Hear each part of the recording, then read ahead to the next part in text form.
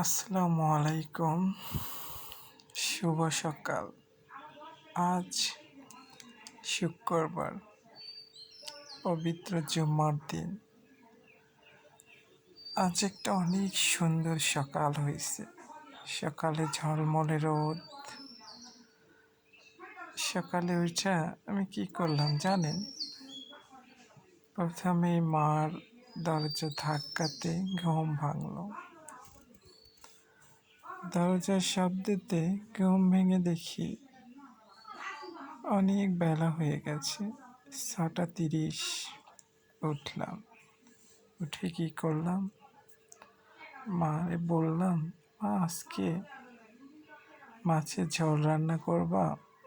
আমি বললাম, হ্যাঁ করতে পারি। আমি বললাম, তাহলে করলা ভাজিও করো সাথে। বলছে না, ভর্তা বানাইবে মা, তরি ভর্তা। আমি বললাম, না আমি খাবো না। শেষে মা রাজি হলো। বানাইলো কি জানেন? মিষ্টি কুমড়া ভর্তা, সাথে বড় মাছের ঝোল রান্না হলো বাসায়। অনেক তৃপ্তি করে খেলাম। মা ছেলে দুজনে মিলে। আমাদের ছোট্ট সংসার। বাবা নাই, বাবা মারা গেছে, কিন্তু মা বেটাতে আছে। অনেক কষ্টের মধ্য দিয়ে আমাদের দিন যাচ্ছে, রাত যাচ্ছে। আমি ভালো কাজ পাইনি আজও। একটা কাজের জন্য চেষ্টায় চলছে, পাশাপাশি চেষ্টা করে যাচ্ছি জীবনে এগোনোর। স্বপ্ন দেখি একদিন আমাদের সব হবে, একদিন আমাদের কষ্ট থাকবে না। জানি আমরা অসহায়, বাবা ছাড়া এতিম, পাশে দাঁড়ানোর মতো কেউ নাই। আজ শুক্রবার, আজ একটা খুশির দিন। কেননা শুক্রবার হলেই আমার অনেক ভালো লাগে। মনে হয় আল্লাহর রহমত দুনিয়াতে ধেয়ে ধেয়ে আসছে। দুনিয়ার মাঝে কেন জানি স্বপ্নর আধার নেমে আসে শুক্রবারে। শুক্রবার শান্তির দিন, শুক্রবার মজা করার দিন, শুক্রবার ঘুরে বেড়াতে ভালো লাগে। আজ 10 তারিখ, মে মাসের 10 তারিখ, 2024 সাল। আজ আমাদের স্কুলে এক বিরাট পাতা খেলার আয়োজন হয়েছে।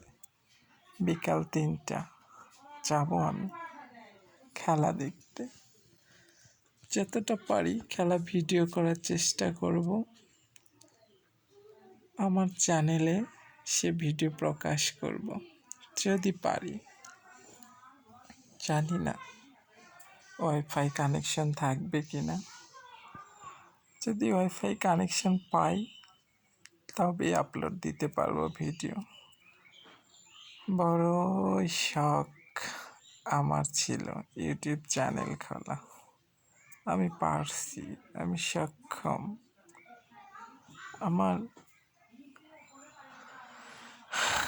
আমার ভিডিও বানাইতে অনেক ভালো লাগে, কিন্তু সমস্যা কি জানেন? আমি যে ভিডিওর সামনে দাঁড়াবো, আমার ভিডিওটা করে দেওয়ার লোক নাই। তাই নিজে নিজেই ভিডিও বানানোর চেষ্টা করি। আমার তসবিহ, এই তসবিহটা আমি পাঠ করি। এটা আমার বাবার হাতের তসবিহ। এই দেখেন, সুন্দর 4টা হলুদ গোলাপ। গোলাপগুলো দেখলেই মন ভালো হয়ে যায়। এত শোভনীয়, এত সুন্দর, মনটা বড় আবেগপ্রবণ। ভাবি, চিন্তা করি, কি যে করি। কালকে জানেন, খুব ইচ্ছা করছিল বৈশাখী মেলায় যাইতে, কারণ আমাদের মহাস্থানগড়ে বিখ্যাত বৈশাখী মেলা হয়ে গেল কালকে। এত বড় মেলার আয়োজন হয়েছিল। শুধু আমাদের দেশ না, পার্শ্ববর্তী ইন্ডিয়া থেকে অনেক লোকজন এসেছিল আমাদের এই মেলাতে। কিন্তু আমারই ভাগ্য খারাপ, কপাল খারাপ, আমি যাইতে পারিনি। কেন যাইনি জানেন? আমার কাছে টাকা ছিল না, তাই যাইনি।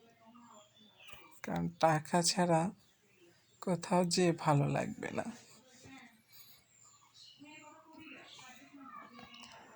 মাকে যে বলবো টাকার কথা, সেটাও সাহস কোলায় না। কারণ বাবা নাই, মা টাকা পাবে কোথায়? আমি বড় হয়ে গেছি। আমি এক নয়, দুই নয়, primary, high school, college, varsity, আজ আমি অনার্স কমপ্লিট। এই করে অনেক দূর এগিয়ে এসেছি। স্বপ্ন দেখি একদিন আমার এই হাত ভরা টাকা থাকবে, ইচ্ছা মতো খরচা করতে পারবো, মাকে দিতে পারবো, এই সংসার কোনো অভাব থাকবে না। যেমনটা ছিল আমার বাবা থাকতে, বাবার কাছে দাবি করতাম এটা লাগবে সেটা লাগবে, বাবা শুনতো, প্রয়োজন মতো টাকা দিত। কখনো বেশি টাকা দেয়নি আমার হাতে, যেটুকু দরকার সেটুকু চাইলে পাইতাম। আমার আমার মায়ের জীবনটাও কখনো অভাব অনটন আমি দেখিনি। কারণ আমার বাবা তার জীবন দিয়া তার সংসারটা আগলায় রাখছে। কিন্তু সে আজ নাই, তাই আমাদের অসহায় দুর্দিন শুরু হয়ে গেছে। জানি দিন বদলাবে, একদিন আমাদের অভাব থাকবে না।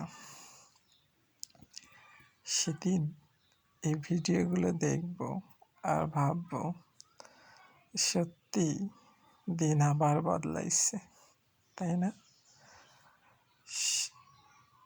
সবাই কমেন্ট করে জানাবেন, সবার জীবনের কষ্টগুলো লিখবেন। আমার জীবনে কিছু কষ্টের মুহূর্ত আমি আপনাদের সামনে শেয়ার করলাম।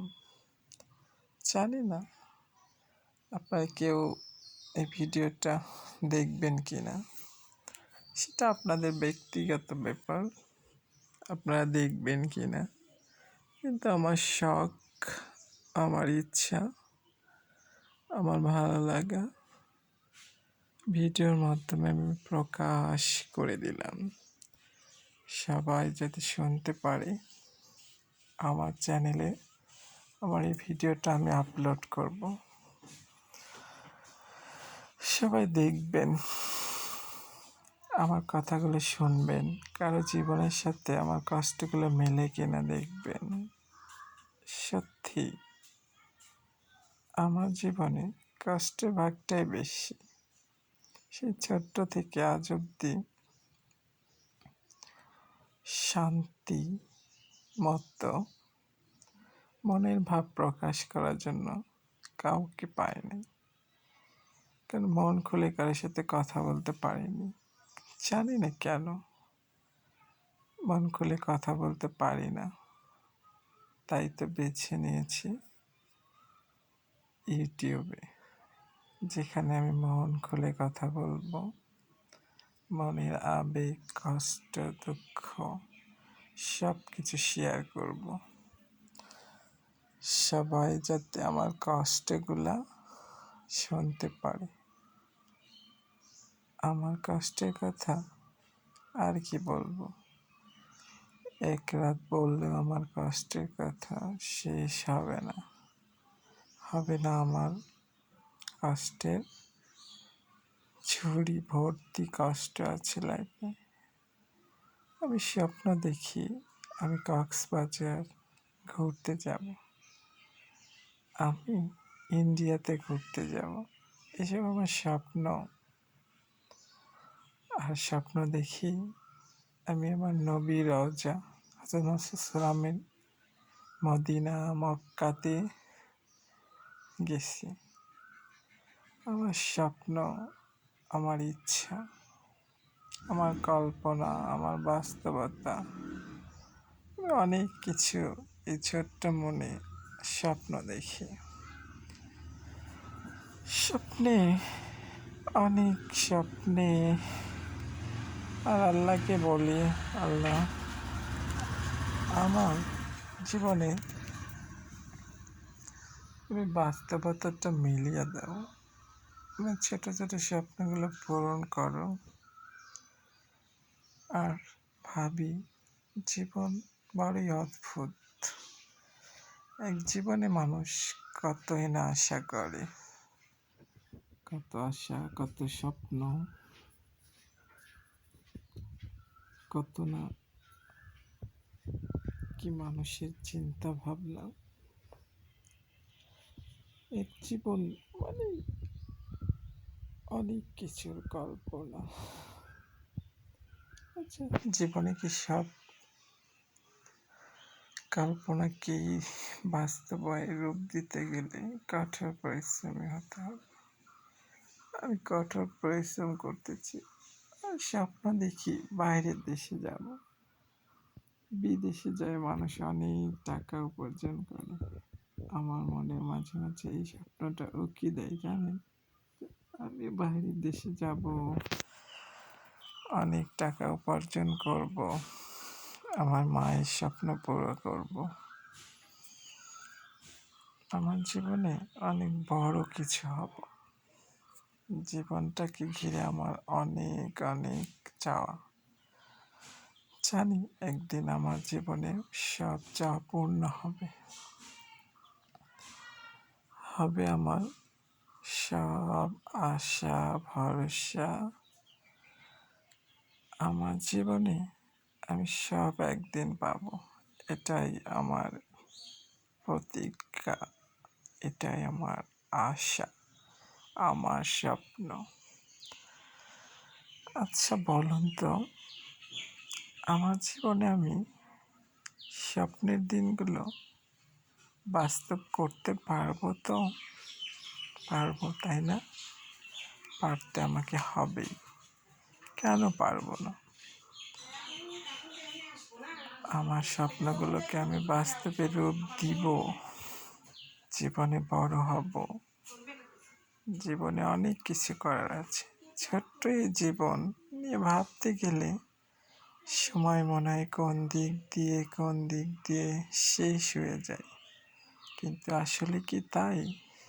না, আসলে জীবন মানুষকে নানা রকম স্বাদ দিয়ে থাকে।